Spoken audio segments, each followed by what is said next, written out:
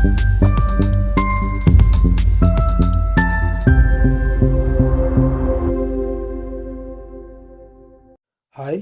Welcome back to success academy Jamkhandi.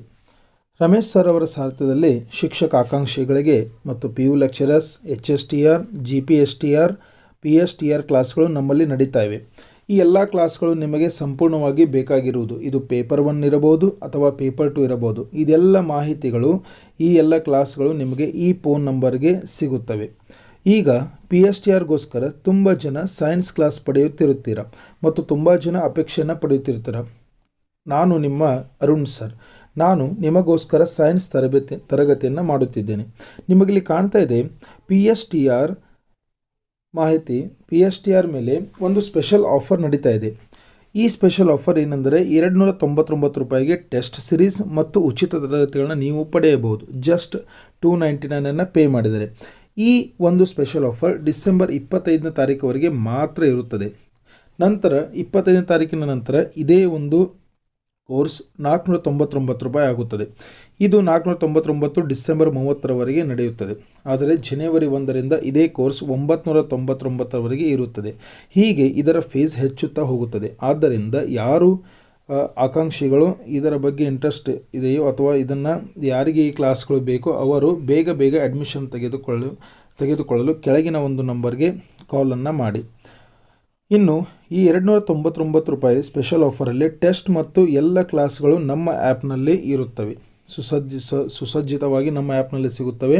ಇದೇ ರೀತಿ test series ಈಗೇನು ನಾವು ಕ್ಲಾಸನ್ನು ಮಾಡ್ತಾ ಇದ್ದೀನಿ ಸೈನ್ಸ್, ಇದೇ ರೀತಿ 20 ಕ್ವಶನ್ಗಳ ಒಂದು ಟೆಸ್ಟ್ ಸಿರೀಸ್ ಇರುತ್ತದೆ. ಡೈಲಿ 2 ಟೆಸ್ಟ್ಗಳನ್ನು ನಾವು ಏನು ಮಾಡ್ತೇವೆ ನಡೆಸುತ್ತೇವೆ. ಹಾಗಾದರೆ ತಡ ಏಕೆ, ಬನ್ನಿ. ಈ ಸ್ಪೆಷಲ್ ಆಫರ್ ಬೇಕಾಗಿದ್ದವರು ಕೆಳಗಿನ ವಾಟ್ಸಪ್ ನಂಬರ್ನಲ್ಲಿ PSTR ಕ್ಲಾಸ್ ಅಂತ ಅಥವಾ ಐ ವಾಂಟ್ PSTR ಕ್ಲಾಸ್ ಅಂತ ಟೈಪ್ ಮಾಡಿ ಸಬ್ಸ್ಕ್ರಿಪ್ಷನನ್ನು ಪಡೆದುಕೊಳ್ಳಬಹುದು. ಈ 399 ಇನ್ನೊಂದು ಆಫರ್ ಆನ್ಲೈನ್ ಟೆಸ್ಟ್ ಸಿರೀಸ್. ಇದರಲ್ಲಿ 399 ರೂಪಾಯಿಗೆ HSTR paper 1 paper 2, GPSTR paper 1 paper 2 ಮತ್ತು PSTR ಸ್ಪೆಷಲ್ ಆಫರ್. ಇವೆಲ್ಲ ಆನ್ಲೈನ್ ಟೆಸ್ಟ್ ಸಿರೀಸ್ಗಳು ನಮ್ಮ ಕರ್ನಾಟಕದ ಎಲ್ಲ ಶಿಕ್ಷಕಾಕಾಂಕ್ಷಿಗಳೇ ನಮ್ಮ ಸಕ್ಸಸ್ ಅಕಾಡೆಮಿ ಜಮಖಂಡಿಯಲ್ಲಿ ನಡೆಯುತ್ತಿರುತ್ತವೆ. ತರಬೇತಿಯೊಂದಿಗೆ ನೀವು ಎಷ್ಟು ತಿಳಿದುಕೊಂಡಿರಿ ಅಂದರೆ ಎಷ್ಟು ಓದುವುದಕ್ಕಿಂತ ಟೆಸ್ಟ್ ಸಿರೀಸ್ಗಳನ್ನ ಬಿಡಿಸುವುದರ ಮೂಲಕ ನಾವು ಎಷ್ಟು ತಪ್ಪನ್ನು ಎಲ್ಲಿ ಏನು ಮಾಡುತ್ತಿದ್ದೇವೆಂದು ಅರ್ಥ ಮಾಡಿಕೊಂಡು ಓದಲು ಇದಕ್ಕೆ ನಿಮಗೆ ಬಹಳ ಸಹಾಯವಾಗುತ್ತದೆ. ಇದು ಕೇವಲ 299 ರೂಪಾಯಲ್ಲಿ PSTRಗೋಸ್ಕರ ಇರುವಂಥ ಸ್ಪೆಷಲ್ ಆಫರ್. ಹಾಗಾದರೆ ಇವತ್ತಿನ ತರಗತಿಯನ್ನು ಪ್ರಾರಂಭ ಮಾಡೋಣ. ಇವತ್ತಿನ ತರಗತಿಯ Karnataka board class 6th science the wonderful world of science topic ಮೇಲೆ ಪ್ರಶ್ನೆಗಳು ಇವೆ. ಇಲ್ಲಿ ಮೊದಲನೇ ಪ್ರಶ್ನೆ ಏನೆಂದರೆ ವಿಜ್ಞಾನದ ಮುಖ್ಯ ಉದ್ದೇಶವೇನು? 1ನೇ ಪ್ರಶ್ನೆ, ವಿಜ್ಞಾನದ ಮುಖ್ಯ ಉದ್ದೇಶವೇನು? ಹಾಗಾದರೆ ಇದರ ಪ್ರಶ್ನೆ ಆಯ್ಕೆಗಳು: ಕಥೆಗಳನ್ನು ಹೇಳುವುದು, ಪ್ರಪಂಚವನ್ನು ಅರ್ಥ ಮಾಡಿಕೊಳ್ಳುವುದು, ಚಿತ್ರಗಳನ್ನು ಬರೆಯುವುದು, ಕೇವಲ ವಾದಿಸುವುದು. ಅಂದರೆ ವಿಜ್ಞಾನದ ಮುಖ್ಯ ಉದ್ದೇಶವೇನು ಅಂತ ಇರುವ ಪ್ರಶ್ನೆಗೆ ಉತ್ತರವೇನೆಂದರೆ ಪ್ರಪಂಚವನ್ನು ಅರ್ಥ ಮಾಡಿಕೊಳ್ಳುವುದು. 2ನೇ ಪ್ರಶ್ನೆ, ಸಸ್ಯಗಳು ಮತ್ತು ಪ್ರಾಣಿಗಳ ಅಧ್ಯಯನವನ್ನು ವಿಜ್ಞಾನದ ಯಾವ ಶಾಖೆ ಮಾಡುತ್ತದೆ? ಬೋತ್ ಪ್ಲಾಂಟ್ಸ್ ಆ್ಯಂಡ್ ಆ್ಯನಿಮಲ್ಸ್ಗಳ ಬಗ್ಗೆ ಸ್ಟಡಿಯನ್ನು ಮಾಡುವಂತಹ ಸೈನ್ಸ್ದ ಒಂದು ಪಾರ್ಟ್ ಯಾವುದಂತ ಕ್ವಶನನ್ನು ಕೇಳಿದ್ದಾರೆ. ಆಪ್ಷನ್ ಎ ಭೌತಶಾಸ್ತ್ರ, ಆಪ್ಷನ್ ಬಿ ರಸಾಯನಶಾಸ್ತ್ರ, ಆಪ್ಷನ್ ಸಿ ಜೀವಶಾಸ್ತ್ರ, ಆಪ್ಷನ್ ಡಿ ಖಗೋಳಶಾಸ್ತ್ರ. ಹಾಗಾದರೆ ಪ್ರಶ್ನೆ 2ರ ಉತ್ತರವನ್ನು ನೋಡೋಣ. ಪ್ರಶ್ನೆ 2ರ ಉತ್ತರ ಜೀವಶಾಸ್ತ್ರ. ಈ ಜೀವಶಾಸ್ತ್ರದಲ್ಲಿ ನಾವೇನು ಮಾಡ್ತೀವಿ ಅಂತಂದರೆ ಸಸ್ಯಗಳು ಮತ್ತು ಪ್ರಾಣಿಗಳು ಬೋತ್ ಪ್ಲಾಂಟ್ಸ್ ಆ್ಯಂಡ್ ಆ್ಯನಿಮಲ್ಸ್ಗಳ ಬಗ್ಗೆ ಏನು ಮಾಡ್ತೀವಿ ಸ್ಟಡಿಯನ್ನು ಮಾಡ್ತೀವಿ. ಇದರ ವಿಜ್ಞಾನದ ಒಂದು ಪಾರ್ಟನ್ನು ನಾವೇನಂತ ಕರೆಯುತ್ತೇವೆ? ರಸಾಯನಶಾಸ್ತ್ರ ಅಂತೇಳಿ ಕರಿತೇವೆ. ಮುಂದಿನ ಪ್ರಶ್ನೆ ಇಲ್ಲಿದೆ. ಓಕೆ, ನೀವು ನಕ್ಷತ್ರಗಳು, ಗ್ರಹಗಳು ಮತ್ತು ಗ್ಯಾಲಕ್ಸಿಗಳ ಬಗ್ಗೆ ಅಧ್ಯಯನ ಮಾಡಲು ಬಯಸಿದರೆ ವಿಜ್ಞಾನದ ಯಾವ ಶಾಖೆಯ ಮೇಲೆ ಗಮನ ಹರಿಸುತ್ತೀರಿ? ಈಗ ಸ್ಪೇಸ್ ಬಗ್ಗೆ ನಾವು ಸ್ಟಡಿಯನ್ನು ಮಾಡಬೇಕಂದ್ರೆ ಆ ಸ್ಪೇಸಲ್ಲಿ ಕಂಡುಬರುವಂಥ ನಕ್ಷತ್ರಗಳು ಇರಬೇಕು, ಗ್ರಹಗಳು ಇರಲಿ ಅಥವಾ ಗ್ಯಾಲಕ್ಸಿಗಳ ಬಗ್ಗೆ ಅಧ್ಯಯನ ಮಾಡಲು ಬಯಸಿದಾಗ ವಿಜ್ಞಾನದ ಯಾವ ಶಾಖೆ ಮೇಲೆ ನಾವು ಗಮನವನ್ನು ಹರಿಸಬೇಕಂತಿದೆ? ಅದರ ಆಪ್ಷನ್ ಎ ಭೂವಿಜ್ಞಾನ, ಆಪ್ಷನ್ ಬಿ ಖಗೋಳಶಾಸ್ತ್ರ, ಆಪ್ಷನ್ ಸಿ ಸಸ್ಯಶಾಸ್ತ್ರ, ಆಪ್ಷನ್ ಡಿ ಪ್ರಾಣಿಶಾಸ್ತ್ರ. ನೋಡಿರಿ, ಇಲ್ಲಿ ಆಪ್ಷನ್ಗಳ ಮೂಲಕ ನಾವೇನು ಮಾಡೋದು ಉತ್ತರವನ್ನು ಹಾಕ್ಬೋದು. ನೋಡಿ, ಭೂವಿಜ್ಞಾನದ ಭೂಮಿಯ ಬಗ್ಗೆ ಅಧ್ಯಯನ ಮಾಡುವಂಥ ಒಂದು ವಿಜ್ಞಾನದ ಶಾಖೆ. ಇನ್ನು ಸಸ್ಯಶಾಸ್ತ್ರ ಮತ್ತು ಪ್ರಾಣಿಶಾಸ್ತ್ರವನ್ನು ಮೇಲಿನ ಪ್ರಶ್ನೆಯೊಳಗೆ ನೋಡಿದೆವು. ಅವೆರಡೂ ಏನಪ್ಪ ಅಂತಂದ್ರೆ ಜೀವಶಾಸ್ತ್ರಕ್ಕೆ ಸಂಬಂಧಪಟ್ಟಂಥವು.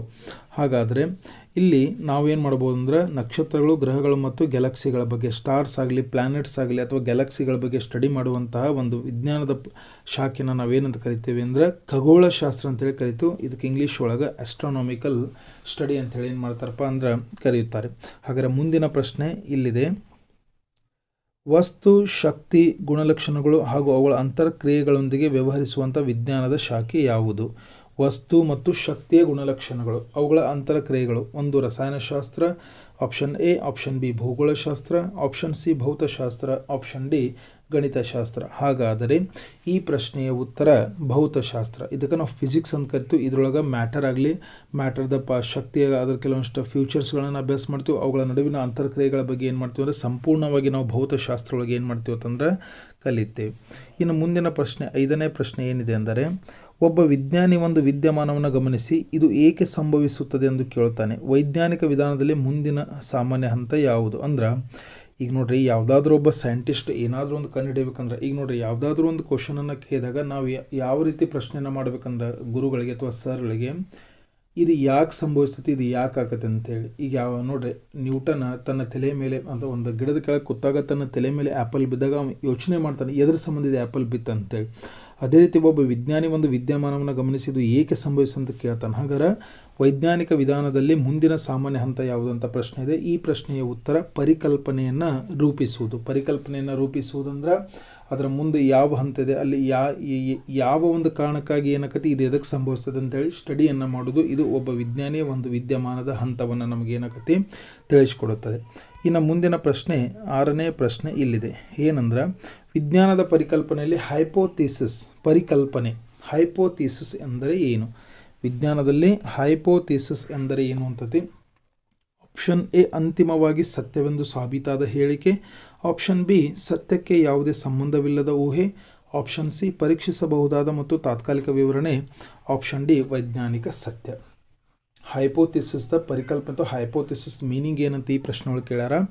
ಈ ಪ್ರಶ್ನೆಯ ಉತ್ತರ ಏನಪ್ಪಾ ಅಂತಂದ್ರೆ ಪರೀಕ್ಷಿಸಬಹುದಾದ ಮತ್ತು ತಾತ್ಕಾಲಿಕ ವಿವರಣೆ. 6ನೇ ಪ್ರಶ್ನೆಯ ಉತ್ತರ ಸಿ ಪರೀಕ್ಷಿಸಬಹುದಾದ ಮತ್ತು ತಾತ್ಕಾಲಿಕ ವಿವರಣೆ, ಪರೀಕ್ಷಿಸಬಹುದಾದ ಮತ್ತು ತಾತ್ಕಾಲಿಕ ವಿವರಣೆ. ಮುಂದಿನ ಪ್ರಶ್ನೆ ಇಲ್ಲಿದೆ. 7ನೇ ಪ್ರಶ್ನೆ, ವಸ್ತುಗಳ ಸಂಯೋಜನೆ, ರಚನೆ, ಗುಣಲಕ್ಷಣಗಳು ಮತ್ತು ಪ್ರತಿಕ್ರಿಯೆಗಳ ಮೇಲೆ ಕೇಂದ್ರೀಕರಿಸುವ ವಿಜ್ಞಾನದ ಶಾಖೆ ಯಾವುದು? ನೋಡಿ, ವಸ್ತುಗಳ ಸಂಯೋಜನೆ ಆಗಲಿ, ರಚನೆ ಆಗಲಿ, ಗುಣಲಕ್ಷಣಗಳಾಗಲಿ, ಯಾವುದಾದ್ರು ಮ್ಯಾಟರ್ ಅಥವಾ ಒಂದು ಯಾವುದಾದ್ರೂ ದ್ರವ್ಯವನ್ನು ತೊಗೊಂಡ್ರೆ ಅವುಗಳ ರಚನೆ ಬಗ್ಗೆ ಅಭ್ಯಾಸ ಮಾಡಬೇಕು, ಅವುಗಳ ಒಳಗಿನ ರಾಸಾಯನಿಕ ಗುಣಲಕ್ಷಣಗಳ ಬಗ್ಗೆ ಅಭ್ಯಾಸ ಮಾಡಬೇಕು. ಈ ರೀತಿಯಾದಂತಹ ಕೇಂದ್ರೀಕರಿಸುವಂಥ ವಿಜ್ಞಾನದ ಶಾಖೆ ಯಾವುದು ಅಂತಿದೆ. ಈ ಪ್ರಶ್ನೆಯ ಮೊದಲನೇ ಆಪ್ಷನ್ ಭೌತಶಾಸ್ತ್ರ, ಎ. ಬಿ ಜೀವಶಾಸ್ತ್ರ, ಸಿ ರಸಾಯನಶಾಸ್ತ್ರ, ಡಿ ಖಗೋಳಶಾಸ್ತ್ರ. ಹಾಗಾದರೆ ಪ್ರಶ್ನೆ 7ರ ಉತ್ತರ ರಸಾಯನಶಾಸ್ತ್ರ, ಕೆಮಿಸ್ಟ್ರಿ ಅಂತ ಕರಿತೀವಿ.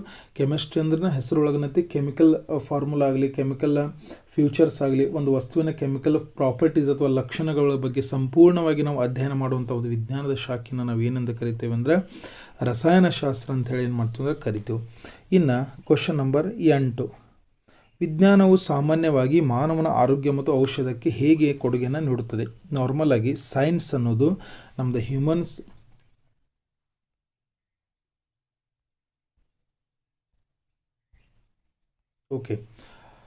ವಿಜ್ಞಾನವು ಸಾಮಾನ್ಯವಾಗಿ ಮಾನವನ ಆರೋಗ್ಯ ಮತ್ತು ಔಷಧಕ್ಕೆ ಹೇಗೆ ಕೊಡುಗೆಯನ್ನು ನೀಡುತ್ತದೆ ಅಂತೇಳಿ ಏನು ಮಾಡ್ಯಾರು ಕೊಟ್ಟಾರೆ. ಹೆಲ್ತ್ ಮತ್ತು ಮೆಡಿಸಿನ್ಗೆ ಯಾವ ರೀತಿ ನಮ್ದು ಏನಾಗತ್ತೆ ವಿಜ್ಞಾನವು ಒಂದು ಕೊಡುಗೆಯನ್ನು ನೀಡುತ್ತದೆ ಅಂತೇಳಿ. ಆಪ್ಷನ್ ಎ ಸಂಗೀತ ವಾದ್ಯಗಳನ್ನು ತಯಾರಿಸುವುದು, ಆಪ್ಷನ್ ಬಿ ಹೊಸ ರೋಗಗಳಿಗೆ ಚಿಕಿತ್ಸೆಯನ್ನು ಕಂಡುಹಿಡಿಯುವುದು, ಆಪ್ಷನ್ ಸಿ ಬಾಹ್ಯಾಕಾಶಕ್ಕೆ ರಾಕೆಟ್ಗಳನ್ನು ಕಳಿಸುವುದು, ಆಪ್ಷನ್ ಡಿ ಕೇವಲ ಗಣಿತ ಸಮಸ್ಯೆಗಳನ್ನ ಪರಿಹರಿಸುವುದು. ನೋಡಿ, ಸೈಂಟಿಫಿಕ್ ಆಗಿ ನಾವು ಯಾವುದೋ ಡಿಸ್ಕವರಿಯನ್ನು ಮಾಡುತ್ತಲೋ ಆರೋಗ್ಯ ಮತ್ತು ಔಷಧಕ್ಕೆ ಏನು ಮಾಡಬೇಕಂತಂದ್ರೆ ಹೊಸ ರೋಗಗಳಿಗೆ ಚಿಕಿತ್ಸೆಯನ್ನು ಕಂಡುಹಿಡಿಬೋದು. ಆದ್ದರಿಂದ ಪ್ರಶ್ನೆ 8 ಕ್ವಶನ್ 8ದ ಏನಕತಿ ಉತ್ತರ ಆಪ್ಷನ್ ಬಿ ಆಗುತ್ತದೆ. ಆಪ್ಷನ್ ಬಿ ಹೊಸ ರೋಗಗಳಿಗೆ ಚಿಕಿತ್ಸೆಯನ್ನು ಕಂಡು ಹಿಡಿಯುವುದು. ಇನ್ನು ಕ್ವಶನ್ ನಂಬರ್ 9, ಕ್ವಶನ್ ನಂಬರ್ 9 ಏನಂತ, ವಿಜ್ಞಾನದಲ್ಲಿ ಅಬ್ಸರ್ವೇಷನ್ ವೀಕ್ಷಣೆಯ ಮಹತ್ವವೇನು? ಈ ಒಂದು ಸೈನ್ಸ್ ಒಳಗೆ ಯಾವುದೋ ಸೈಂಟಿಫಿಕ್ ರಿಸರ್ಚ್ ಆಗಲಿ ಏನಾದರೂ ಅದರೊಳಗೆ ಅಬ್ಸರ್ವೇಷನ್ದ ಮಹತ್ವವೇನಂತ ಪ್ರಶ್ನೆನ ಕೇಳ್ಯಾರ. ಕ್ವಶನ್ ನಂಬರ್ 9ನೇದ ಆಪ್ಷನ್ ಎ ಯಾವುದೇ ಮಾಹಿತಿಯನ್ನು ಸಂಗ್ರಹಿಸದಿರುವುದು, ಆಪ್ಷನ್ ಬಿ ಪ್ರಶ್ನೆಗಳನ್ನು ಕೇಳಲು ಮತ್ತು ಪರಿಕಲ್ಪನೆಗಳನ್ನು ರೂಪಿಸಲು ಆಧಾರವನ್ನು ಒದಗಿಸುವುದು, ಆಪ್ಷನ್ ಸಿ ನೇರವಾಗಿ ತೀರ್ಮಾನಕ್ಕೆ ಬರುವುದು, ಆಪ್ಷನ್ ಡಿ ಪ್ರಯೋಗಗಳ ಅಗತ್ಯವನ್ನು ಏನು ಮಾಡೋದು ತೆಗೆದುಹಾಕುವುದು. ಇದೇನಪ್ಪ ಅಂದ್ರೆ ವಿಜ್ಞಾನದಲ್ಲಿ ವೀಕ್ಷಣೆಯ ಮಹತ್ವ ಅನ್ನೋ ಪ್ರಶ್ನೆಯನ್ನು ಕೇಳ್ಯಾರ. ಈ 9ನೇ ಪ್ರಶ್ನೆ ಉತ್ತರ ಏನಾಗುತ್ತದೆ? ಆಪ್ಷನ್ ಬಿ ಸರಿಯಾದ ಉತ್ತರ. ಪ್ರಶ್ನೆಗಳನ್ನು ಕೇಳಲು ಮತ್ತು ಪರಿಕಲ್ಪನೆಗಳನ್ನ ರೂಪಿಸಲು ಆಧಾರವನ್ನು ಒದಗಿಸುವುದು. ಅಂದರೆ ಯಾವುದಾದ್ರೂ ಒಂದು ಸೈಂಟಿಫಿಕ್ ನಾವು ಏನಾದರೂ ಕಂಡು ಹಿಡಿತಿರ್ತೀವಿ ಅಂದ್ರೆ ಅದಕ್ಕೊಂದು ಏನಾದರೂ ಒಂದು ಪ್ರಯೋಗವನ್ನು ಮಾಡ್ತೀವಿ ಅಂದ್ರೆ ಆ ಪ್ರಯೋಗನ ಇಂತಿಷ್ಟು ಟೈಮ್ ಒಳಗೆ ನಾವು ಅಬ್ಸರ್ವ್ ಮಾಡಬೇಕಾಗತ್ತೆ. ಏನು ನಡಿಲತ್ತತಿ, ಏನಿಲ್ಲ, ಮುಂದೆ ಏನಾಗುತ್ತೆ ಅಂತ. ಈ ರೀತಿಯಾದ ಮೂಲಭೂತವಂಥ ಪರಿಕಲ್ಪನೆಗಳನ್ನ ರೂಪಿಸಲು ನಾವೇನು ಮಾಡ್ತೀವಪ್ಪ ಅಂತಂದ್ರೆ ವಿಜ್ಞಾನದಲ್ಲಿ ವೀಕ್ಷಣೆಯನ್ನು ನಾವೇನು ಮಾಡ್ತೀವಿ ಅಥವಾ ಅಬ್ಸರ್ವೇಷನನ್ನು ಮಾಡ್ತೀವಿ. ಮುಂದಿನ ಪ್ರಶ್ನೆ 10ನೇ ಪ್ರಶ್ನೆ, ಕ್ವಶನ್ ನಂಬರ್ 10. ಭೂಮಿಯ ಭೌತಿಕ ರಚನೆ, ವಸ್ತುಗಳು ಮತ್ತು ಪ್ರತಿಕ್ರಿಯೆಗಳನ್ನ ಅಧ್ಯಯನ ಮಾಡುವ ವಿಜ್ಞಾನದ ಶಾಖೆ ಯಾವುದು? ಅಂದರೆ ಭೂಮಿಯ ಭೌತಿಕ ರಚನೆ, ವಸ್ತುಗಳು ಮತ್ತು ಪ್ರತಿಕ್ರಿಯೆ ಅಂದರೆ ಭೂಮಿ ಯಾವ ರೀತಿ ರಚನೆ ಆಗೈತಿ, ಎಷ್ಟು ವರ್ಷದ ಮಿಲಿಯನ್ ವರ್ಷಗಳ ಹಿಂದೆ ರಚನೆ ಆಗೈತಿ, ಅವುಗಳ ವಸ್ತುಗಳು ಮತ್ತು ಅಲ್ಲಿ ಉಂಟಾಗುವಂಥ ಕೆಲವೊಂದು ಪ್ರತಿಕ್ರಿಯೆಗಳನ್ನ ಅಧ್ಯಯನ ಮಾಡುವಂಥ ವಿಜ್ಞಾನದ ಶಾಖೆ ಯಾವುದು ಅಂತ ಪ್ರಶ್ನೆ ಇದೆ. ಆಪ್ಷನ್ ಎ ಹವಾಮಾನಶಾಸ್ತ್ರ, ಆಪ್ಷನ್ ಬಿ ಸಾಗರಶಾಸ್ತ್ರ, ಆಪ್ಷನ್ ಸಿ ಭೂವಿಜ್ಞಾನ, ಆಪ್ಷನ್ ಡಿ ಖಗೋಳಶಾಸ್ತ್ರ. ನೋಡ್ರಿ, ಹೆಸರಿನಾಗನ ಅದಾವ ಆನ್ಸರ್. ಈಗ ನಾವು ಆಪ್ಷನನ್ನು ನೋಡಿ ಕೂಡ ಏನು ಮಾಡ್ಬೋದು, ಆನ್ಸರ್ ಮಾಡ್ಬೋದು. ಹವಾಮಾನಶಾಸ್ತ್ರ ಅಂದರೆ ಹವಾಮಾನದ ಬಗ್ಗೆ ಅಧ್ಯಯನ ಮಾಡುವ ವಿಜ್ಞಾನದ ಶಾಖೆ. ಸಾಗರಶಾಸ್ತ್ರ ಸಾಗರಗಳ ಬಗ್ಗೆ, the study of the oceans ಅಂತ ಕರಿಬೋದು. ಇದಕ್ಕೆ ನಾವು ಓಷನಾಲಜಿ ಅಥವಾ ಸಾಗರಶಾಸ್ತ್ರ ಅಂತೇಳಿ ಕರಿತೀವಿ. ಭೂವಿಜ್ಞಾನ ಅಂದರೆ ಭೂಮಿಯ ಬಗ್ಗೆ ಭೌತಿಕ ರಚನೆಗಳ ಬಗ್ಗೆ ಅಧ್ಯಯನ ಮಾಡುವಂಥದ್ದು ಭೂವಿಜ್ಞಾನ. ಖಗೋಳಶಾಸ್ತ್ರ ಅಂತೂ ಜಸ್ಟ್ ಒಂದು ಕ್ವಶನ್ ಒಳಗೆ ನಾವು ಅಂಡರ್ಸ್ಟ್ಯಾಂಡ್ ಮಾಡ್ಕೊಂಡಿದ್ದು. ಖಗೋಳಶಾಸ್ತ್ರ ಅಂದರೆ ನಕ್ಷತ್ರಗಳು, ಭೂಮಿಯ ಆಕಾಶದ ಗ್ಯಾಲಕ್ಸಿಗಳ ಬಗ್ಗೆ, ನಕ್ಷತ್ರಗಳ ಬಗ್ಗೆ, ಪ್ಲಾನೆಟ್ಸ್ಗಳ ಬಗ್ಗೆ, ಗ್ರಹಗಳ ಬಗ್ಗೆ ಅಧ್ಯಯನ ಮಾಡುವಂಥ ವಿಜ್ಞಾನದ ಶಾಖೆ. ಹಾಗಾದರೆ ಪ್ರಶ್ನೆ 10ರ ಉತ್ತರ ಯಾವುದಕ್ಕಪ್ಪ ಅಂದ್ರೆ ಆಪ್ಷನ್ ಸಿ ಭೂವಿಜ್ಞಾನ. ಆಪ್ಷನ್ ಸಿ ಯಾವುದಾಗತ್ತೆ? ಭೂವಿಜ್ಞಾನ ಆಗತ್ತೆ. ಇನ್ನು ಪ್ರಶ್ನೆ 11 ಏನಂತಂದ್ರೆ, ವಿಜ್ಞಾನಿಗಳು ಒಂದು ಪ್ರಯೋಗವನ್ನು ಹಲವು ಬಾರಿ ಪುನರಾವರ್ತಿಸಿದಾಗ ಮತ್ತು ಒಂದೇ ರೀತಿಯ ಫಲಿತಾಂಶಗಳನ್ನು ಪಡೆದಾಗ ಇದು ಅವರ ಸಂಶೋಧನೆಗಳ ಬಗ್ಗೆ ಏನನ್ನು ಸೂಚಿಸುತ್ತದೆ? ಯಾವುದಾದ್ರೂ ಒಬ್ಬ ವಿಜ್ಞಾನಿ ಒಂದು ಪ್ರಯೋಗವನ್ನು ಬಹಳ ಸಲ ರಿಪೀಟ್ ಮಾಡಿದಾಗ ಫಲಿತಾಂಶಗಳನ್ನ ಪಡೆದಾಗ ಇದು ಏನನ್ನು ನಮಗೆ ಸೂಚಿಸ್ತದೆ ಅಂತ ಈ ಪ್ರಶ್ನೆ ಇದೆ. ಈ ಪ್ರಶ್ನೆ ಮೊದಲ ಆಪ್ಷನ್ ಏನಪ್ಪ ಅಂದ್ರೆ ಆಪ್ಷನ್ ಎ ಫಲಿತಾಂಶಗಳು ಅಪಘಾತದಿಂದ ಬಂದವು, ಆಪ್ಷನ್ ಬಿ ಫಲಿತಾಂಶಗಳು ಹೆಚ್ಚು ವಿಶ್ವಾಸಾರ್ಹ, ಆಪ್ಷನ್ ಸಿ ಪ್ರಯೋಗವು ವಿಫಲವಾಗಿದೆ, ಆಪ್ಷನ್ ಡಿ ಇನ್ನಷ್ಟು ಪ್ರಯೋಗಗಳು ಅಗತ್ಯವಿಲ್ಲ ಅಂತೇಳಿ.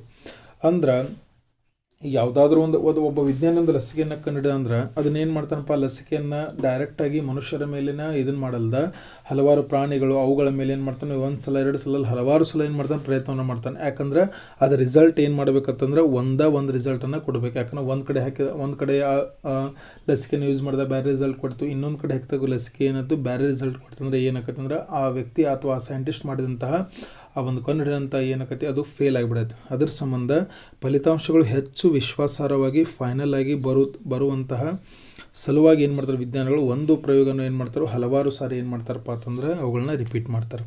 ಹಾಗಾದ್ರೆ ಮುಂದಿನ ಪ್ರಶ್ನೆ ಕ್ವಶನ್ ನಂಬರ್ 12 ಏನಿದೆ ನೋಡಿ. ಒಬ್ಬ ವಿದ್ಯಾರ್ಥಿ ಶರತ್ಕಾಲದಲ್ಲಿ ಎಲೆಯ ಬಣ್ಣ ಬದಲಾಗುವುದನ್ನು ಗಮನಿಸುತ್ತಾನೆ. ಇದು ಆರಂಭದಲ್ಲಿ ಯಾವ ರೀತಿಯ ವೈಜ್ಞಾನಿಕ ವಿಚಾರಣವಾಗಿದೆ? ಈಗ ಶರತ್ಕಾಲದಲ್ಲಿ ಏನು ಮಾಡ್ತೀವಿ, ಎಲೆಗಳು ಏನಕ್ಕತಿ ಬಣ್ಣಗಳನ್ನ ಬದಲಾಯಿಸ್ತಾವೆ. ಒಬ್ಬ ವಿದ್ಯಾರ್ಥಿ ಅದನ್ನು ನೋಡ್ತಾನೆ. ಹಾಗಾದರೆ ಇದು ಯಾವ ರೀತಿಯಾದಂಥ ಸೈಂಟಿಫಿಕ್ ಒಂದು ವಿಚಾರಣೆ ಅಂತೇಳಿ ಕ್ವಶನನ್ನು ಕೇಳಿದ್ದಾರೆ. ಆಪ್ಷನ್ ಎ ಪ್ರಯೋಗ, ಆಪ್ಷನ್ ಬಿ ಪರಿಕಲ್ಪನೆ, ಆಪ್ಷನ್ ಸಿ ವೀಕ್ಷಣೆ, ಆಪ್ಷನ್ ಡಿ ತೀರ್ಮಾನ. ಹಾಗಾದರೆ 12ನೇ ಉತ್ತರ ನಾವು ಇನ್ನು ಕಡೆ ನೋಡಿದ್ದು ವೀಕ್ಷಣೆ ಅಂತೇಳಿ, ಅಬ್ಸರ್ವೇಷನ್ ಅಂತೇಳಿ ಕರಿತು. 12ನೇ ಪ್ರಶ್ನೆ ಸರಿಯಾದ ಉತ್ತರ ವೀಕ್ಷಣೆ. ಮೇಲಿನ ಒಂದು ಪ್ರಶ್ನೆಯಲ್ಲಿ ಕೂಡ ಇದು ಬಂದಿತ್ತು. ಒಬ್ಬ ವಿಜ್ಞಾನಿ ಏನು ಮಾಡ್ತಾನೆ, ವೀಕ್ಷಣೆಯನ್ನು ಸೈನ್ಸ್ ಒಳಗೆ ವೀಕ್ಷಣೆಯನ್ನು ಎದುರು ಸಂಬಂಧತೆ ಯಾಕೆ ಮಾಡ್ತಾನಂತೇಳಿ. ಮುಂದಿನ ಪ್ರಶ್ನೆ ಕ್ವಶನ್ ನಂಬರ್ 13. ಈ ಕೆಳಗಿನವುಗಳಲ್ಲಿ ಯಾವುದು ವೈಜ್ಞಾನಿಕ ವಿವರಣೆಯ ಲಕ್ಷಣವಲ್ಲ? ಈ ಕೆಳಗಿನವುಗಳಲ್ಲಿ ಯಾವುದು ವೈಜ್ಞಾನಿಕ ವಿವರಣೆ ಲಕ್ಷಣವಲ್ಲ? ಒಂದು ಪರೀಕ್ಷಿಸಬಹುದಾದ, ಎರಡನೇದು ಆಪ್ಷನ್ ಬಿ ಅನುಮಾನಾಸ್ಪದ, ಆಪ್ಷನ್ ಸಿ ವೈಯಕ್ತಿಕ ನಂಬಿಕೆಗಳನ್ನು ಆಧರಿಸಿದ, ಆಪ್ಷನ್ ಡಿ ಪುರಾವೆಗಳನ್ನು ಆಧರಿಸಿದ.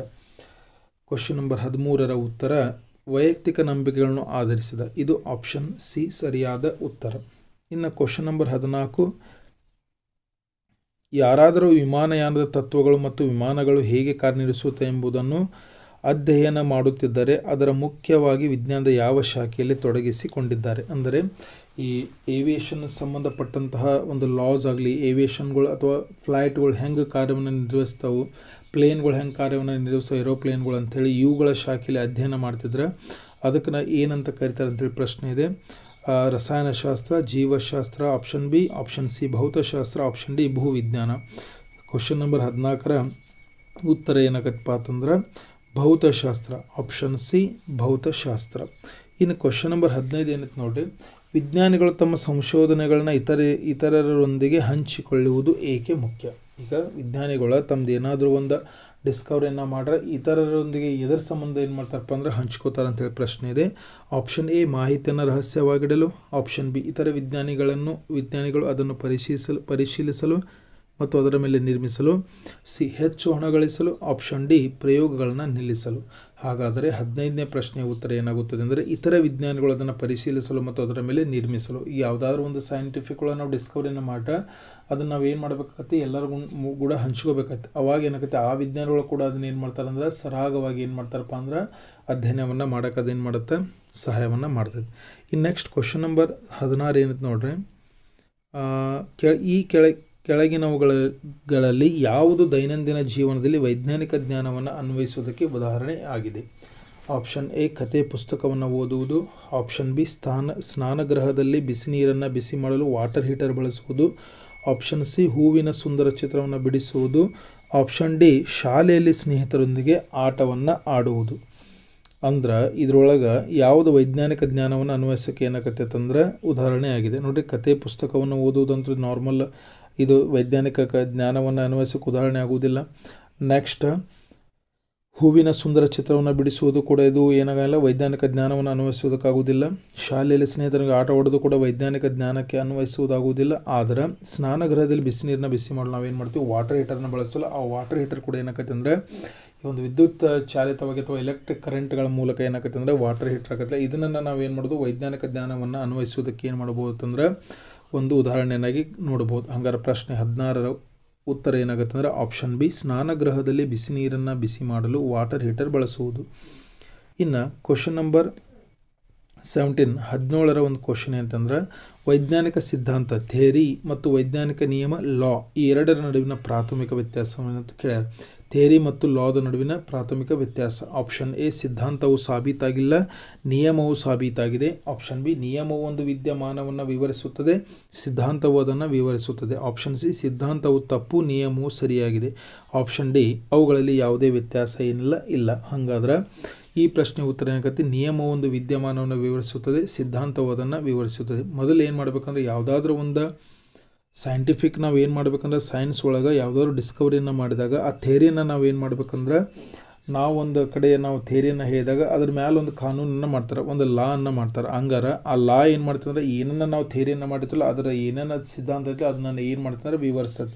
ಆದ್ದರಿಂದ ಪ್ರಶ್ನೆ 17ರ ಉತ್ತರ ಏನಾಗತ್ತಂದ್ರೆ ಆಪ್ಷನ್ ಬಿ ನಿಯಮವು ಒಂದು ವಿದ್ಯಮಾನವನ್ನು ವಿವರಿಸುತ್ತದೆ, ಸಿದ್ಧಾಂತವು ಅದನ್ನು ಏನು ಮಾಡ್ತಂದ್ರೆ ವಿವರಿಸುತ್ತದೆ. ಹಾಗಾದರೆ ಪ್ರಶ್ನೆ 18 ಏನಂತಂದರೆ ಒಬ್ಬ ವಿಜ್ಞಾನಿ ಜೀವಕೋಶದ ಒಳಗೆ ನಡೆಯುವ ರಾಸಾಯನಿಕ ಪ್ರತಿಕ್ರಿಯೆಗಳನ್ನ ಅಧ್ಯಯನ ಮಾಡುತ್ತಿದ್ದರೆ ಅವರು ಯಾವ ಕ್ಷೇತ್ರಗಳನ್ನ ಸಂಯೋಜಿಸುತ್ತಾರೆ? ಒಬ್ಬ ವಿಜ್ಞಾನಿ ಏನು ಮಾಡ್ತಾನೆ, ಜೀವಕೋಶ ಒಳಗೆ ಯಾವ ರೀತಿ ಕೆಮಿಕಲ್ ರಿಯಾಕ್ಷನ್ಸ್ ನಡೀತಿರ್ತಾವಲ್ಲ ಅದ್ರ ಬಗ್ಗೆ ಸ್ಟಡಿ ಮಾಡ್ತಿದ್ರೆ ಅವು ಯಾವ್ಯಾವ ಕ್ಷೇತ್ರಗಳ ಬಗ್ಗೆ ಅಭ್ಯಾಸವನ್ನು ಅಥವಾ ಸಂಯೋಜಿಸ್ತಾನೆ ಅಂತೇಳಿ ಕೇಳಿದ್ದಾರೆ. ಆಪ್ಷನ್ ಎ ಖಗೋಳಶಾಸ್ತ್ರ ಮತ್ತು ಭೂವಿಜ್ಞಾನ, ಆಪ್ಷನ್ ಬಿ ಭೌತಶಾಸ್ತ್ರ ಮತ್ತು ಸಸ್ಯಶಾಸ್ತ್ರ, ಆಪ್ಷನ್ ಸಿ ಜೀವಶಾಸ್ತ್ರ ಮತ್ತು ರಸಾಯನಶಾಸ್ತ್ರ, ಆಪ್ಷನ್ ಡಿ ಗಣಿತಶಾಸ್ತ್ರ ಮತ್ತು ಭೌಗೋಳಿಕ ಶಾಸ್ತ್ರ.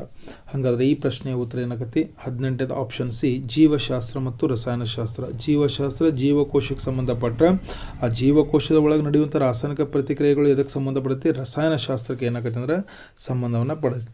ಹಂಗಾರೆ ಪ್ರಶ್ನೆ 19ರ ಏನೈತೆ ಅಂದರೆ ವಿಜ್ಞಾನದಲ್ಲಿ ಪ್ರಯೋಗವನ್ನು ನಡೆಸುವ ಮುಖ್ಯ ಉದ್ದೇಶವನ್ನು, ಯಾವುದಾದ್ರೂ ಒಂದು ವಿಜ್ಞಾನದೊಳಗೆ ನಾವು ಪ್ರಯೋಗವನ್ನು ಮಾಡ್ತಿದ್ರೆ ಅದರ ಮುಖ್ಯ ಉದ್ದೇಶವೇನು ಅಂತ ಕೇಳಿದ್ದಾರೆ. ಆಪ್ಷನ್ ಎ ಕೇವಲ ಸಮಯ ಕಳೆಯಲು, ಆಪ್ಷನ್ ಬಿ ಒಂದು ಪರಿಕಲ್ಪನೆಯನ್ನು ಪರೀಕ್ಷಿಸಲು ಮತ್ತು ದತ್ತಾಂಶವನ್ನು ಸಂಗ್ರಹಿಸಲು, ಆಪ್ಷನ್ ಸಿ ಇತರ ವಿಜ್ಞಾನಿಗಳಿಗೆ ಆಕರ್ಷಿಸಲು, ಆಪ್ಷನ್ ಡಿ ಯಾವುದೇ ಹೊಸ ವಿಷಯವನ್ನು ಕಲಿಯದಿರಲು. ಹಂಗಾರೆ 19ರ ಪ್ರಶ್ನೆ ಉತ್ತರ ಏನಾಗುತ್ತೆ ಅಂದರೆ ಆಪ್ಷನ್ ಬಿ ಒಂದು ಪರಿಕಲ್ಪನೆಯನ್ನು ಪರೀಕ್ಷಿಸಲು ಮತ್ತು ದತ್ತಾಂಶವನ್ನು ಸಂಗ್ರಹಿಸಲು. ಇನ್ನು ಮುಂದಿನ ಪ್ರಶ್ನೆ ಕ್ವಶನ್ ನಂಬರ್ 20ನೇ ಪ್ರಶ್ನೆ ವಿಜ್ಞಾನದ ಸ್ವರೂಪವನ್ನು ಈ ಕೆಳಗಿನಗಳಲ್ಲಿ ಯಾವುದು ಉತ್ತಮವಾಗಿ ವಿವರಿಸುತ್ತದೆ? ಆಪ್ಷನ್ ಎ ಬದಲಾಗದ ಸತ್ಯಗಳ ಸಂಗ್ರಹ, ಆಪ್ಷನ್ ಬಿ ನಿರಂತರವಾಗಿ ವಿಕಸಿಸುವ ಮತ್ತು ಸುಧಾರಿಸುವ ಜ್ಞಾನದ ವಿಧಾನ, ಆಪ್ಷನ್ ಸಿ ವೈಯಕ್ತಿಕ ಅಭಿಪ್ರಾಯಗಳ ಆಧಾರದ ಮೇಲೆ ನಿರ್ಧಾರಗಳನ್ನು ತೆಗೆದುಕೊಳ್ಳುವುದು, ಆಪ್ಷನ್ ಡಿ ಪ್ರಾಚೀನ ಗ್ರಂಥಗಳಲ್ಲಿನ ನಂಬಿಕೆಗಳನ್ನು ಮಾತ್ರ ಅನುಸರಿಸುವುದು. ಈ ಪ್ರಶ್ನೆ ಉತ್ತರ ಆಪ್ಷನ್ ಬಿ ನಿರಂತರವಾಗಿ ವಿಕಸಿಸುವ ಮತ್ತು ಸುಧಾರಿಸಿರುವ ಜ್ಞಾನದ ವಿಧಾನ. ಇವು ಒಟ್ಟು ವಿಜ್ಞಾನದ 20 ಪ್ರಶ್ನೆಗಳು. ಇದೇ ರೀತಿ ನಿಮಗೆ ಕ್ಲಾಸ್ಗಳು ಬೇಕಾದರೆ ನಮ್ಮ ಜಮಖಂಡಿಯ ಸಕ್ಸಸ್ ಅಕಾಡೆಮಿಯ ಆ್ಯಪ್ನಲ್ಲಿ ನಿಮಗೆ ಸುಸಜ್ಜಿತವಾಗಿ ಸಿಗುತ್ತವೆ. ಇದೇ ರೀತಿ ನಾನು ಮುಂದಿನ ಕ್ಲಾಸ್ಗಳಲ್ಲಿ ಮತ್ತೆ ವಿಜ್ಞಾನದ ತರಗತಿಗಳನ್ನು ಮಾಡುತ್ತೇನೆ. ಆದ್ದರಿಂದ ಕ್ಲಾಸ್ಗಳು ಇಷ್ಟವಾದಲ್ಲಿ ಶೇರ್ ಮಾಡಿ, ಸಬ್ಸ್ಕ್ರೈಬನ್ನು ಮಾಡಿ.